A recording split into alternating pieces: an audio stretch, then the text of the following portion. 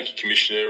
I wanted to ask just a couple of questions about Saturday's protests, if I could. And just in particular, I'd just like to see whether or not you and the AFP can give any indication about the likely crowd size. The media in the country have been talking about crowd sizes in the order of thousands, but it strikes me from photographs that I saw that the crowd stretched all the way from Old Parliament House pretty much to New Parliament House and the sides on the day. Do you have any figures or any estimates that you're comfortable with, that you think are more accurate than perhaps our friends in the media have been telling us? The estimates that I was supplied range from 6,000 to 7,000 at the low end to 10,000 at the top end. Seems awfully low to me, given those amount of crowd. But right, 10,000 is pretty large. You know, it is but a large I'm not crowd. an expert. I'm not an expert, Senator, in that. But that's what our intel assessed. Okay. But you could be right. It could be more than 10,000. Okay, thank you. And just on that subject, though, you say it's a large crowd. Are you aware of any larger protests that have happened in Canberra in recent time, last few decades, in your time? We were talking about this today. I think going back to the 90s, perhaps, was some large crowds. And then if I've talked personally to Commissioner Palmer, one of the former commissioners, when he talked to me about the loggers, the truck drivers going way back. I think that was the late 80s, somewhere around there. But certainly for a long time, that's the biggest crowd we've had.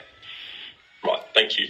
I know Senator Roberts touched on this earlier, but he mentioned the deployment of some equipment, and I think he was referring to an LRAD machine, and I've been provided with this photograph, which I'm happy to table electronically, of course, from distance.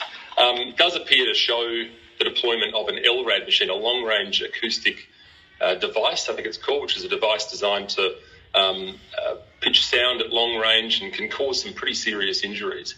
You can't confirm, even given that photo, that device was deployed on the day? Senator Rantic, I just want to interrupt here to make it clear that this question has already been taken on notice. I understand that, but just with the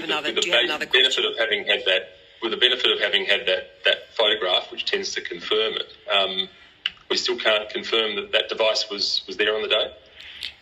Yeah, I think to be proper, I'd like to take that on notice. All right, so we'll ask that one on whether it was used on the day. And just on that subject, you mentioned big crowds. We've had some smaller protests over the years. The Extinction Rebellion one in August of this year, I think, had 30 people and 8 arrests. And we're talking about thousands and thousands of people here. How would you overall describe the behaviour of the crowd? Yeah, as I said before, overall the crowd were well behaved. And you probably saw there was children and families who were involved and pretty well behaved. A lot of poor attitudes though, but there's no offence for that. True. The police did cop a fair bit of abuse, but again, it didn't cross into the criminal threshold.